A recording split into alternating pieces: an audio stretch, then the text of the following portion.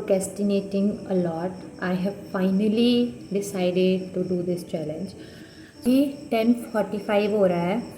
I know it's very late, but काल करे सो आज कर, आज करे सो अब. तो हम आज करने वाले हैं.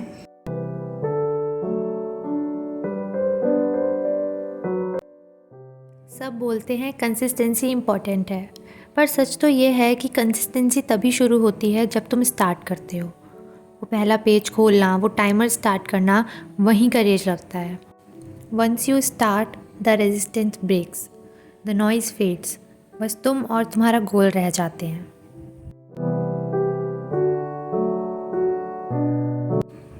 आज मैंने डिसाइड किया था मैं बस फोकस करूँगी, डिस्ट्रैक्शन साइड में रख के, एक सब्जेक्ट पे पूरा ध्यान.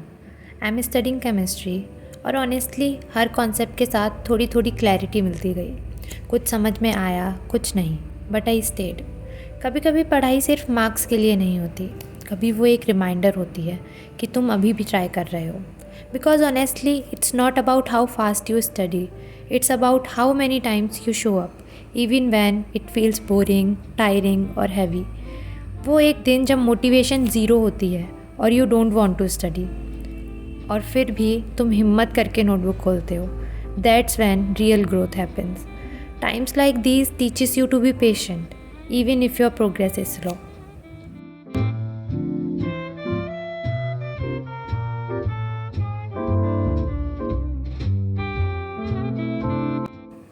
कभी कभी लगता है मैं कितना स्लो हूँ, जितना पढ़ना चाहिए उतना पढ़ ही नहीं पा रही. पर फिर खुद से यही कहती हूँ कि प्रोग्रेस छोटी भी हो, रियल हो बस. और जब एक ट्रिकी कॉन्सेप्ट समझ में आ जाता है, वो फ्रस्ट्रेशन इंस्टेंटली फेड हो जाती है और एक लाइटनेस फील होती है, जैसे सारा स्ट्रेस थोड़ी देर के लिए डिसअपियर हो गया हो. और यही फीलिंग मुझे आगे मोटिवेट करती है. तुम्हारे साथ भी ऐसा होता है? कभी कोई कॉन्सेप्ट समझ आती है, एकदम हल्का फील हुआ हो?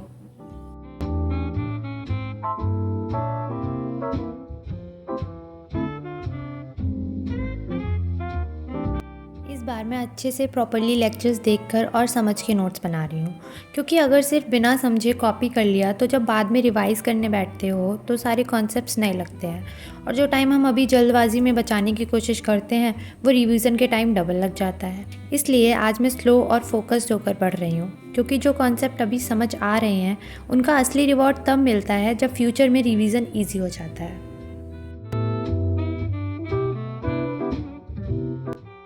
और हाँ, पढ़ाई के बीच में अपने आप को हाइड्रेट करना भी बहुत इंपॉर्टेंट होता है, क्योंकि जब हम डिहाइड्रेटेड होते हैं तो हमारा फोकस और कंसंट्रेशन इमीडिएटली ड्रॉप हो जाता है. सो बेसिकली हाइड्रेटेड रहने का मतलब है better focus, less distractions and effective learning.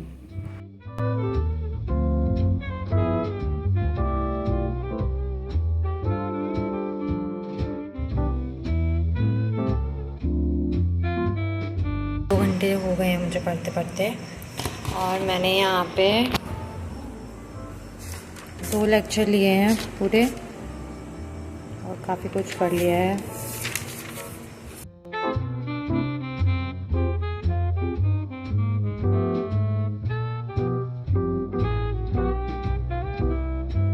एक बज गया है और मैंने 2 लेक्चर्स कंप्लीट कर लिए हैं. नींद आ रही है थोड़ी थोड़ी, तो मैं थोड़ा सा जल्दी से फेस वॉश करके आ जाऊँगी.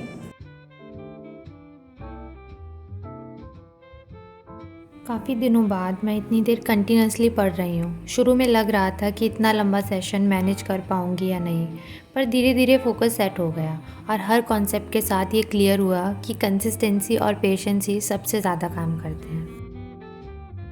तो अभी 3 घंटे हो चुके हैं, काफ़ी कुछ पढ़ लिया है. ऑलमोस्ट 2.5 लेक्चर्स कंप्लीट कर लिए हैं. नोट्स भी बना रही हूँ मैं. और तेज़ अब नींद आ रही है और बस मन कर रहा है सो जाऊँ मैं, पर फिर भी नहीं सोना है. बस अपने आप को पुश करना है. जब हम अपनी लिमिट्स को पुश करेंगे, हम अपने कंफर्ट जोन से बाहर आ पाएंगे, और जब हम अपने कंफर्ट जोन से बाहर आ पाएंगे तभी हमारी ग्रोथ होगी. So let's do it.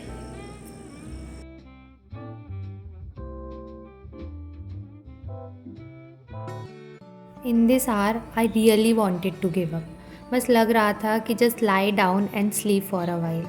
पर फिर सोचा इतना पढ़ लिया है तो थोड़ा और पुश कर लेती हूँ, और वही थोड़ा सा और डिफरेंस लाता है between giving up and growing. मेरी एक छोटी सी हैबिट है, जब कभी भी ऐसा लगता है कि पढ़ना मुश्किल हो रहा है या फिर माइंड डिस्ट्रैक्ट हो रहा है, तो मैं बस कुछ खाने लग जाती हूँ, कोई भी स्नैक जो भी मेरे पास अवेलेबल होता है, और उससे मुझे कंफर्टिंग फील होता है और फिर फोकस वापस आ जाता है। क्या तुम्हारे साथ भी ऐसा होता है? कभी स्टडी के बीच में कोई छोटी सी ट्रिक यूज़ करते हो फोकस वापस लाने के लिए? तो कमेंट करके बताओ।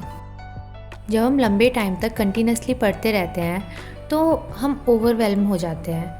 तो ऐसे ही छोटी छोटी ट्रिक्स और रिचुअल्स हमें उस ओवरवेलमिंग फीलिंग से कंफर्टिंग फीलिंग प्रोवाइड करती हैं और हम विदाउट एनी स्ट्रेस आगे अपना वापस से फोकस रीगेन कर पाते हैं। और इसी तरीके से स्लोली और स्टेडी प्रोग्रेस करते रहिए एंड नेवर गिव अप।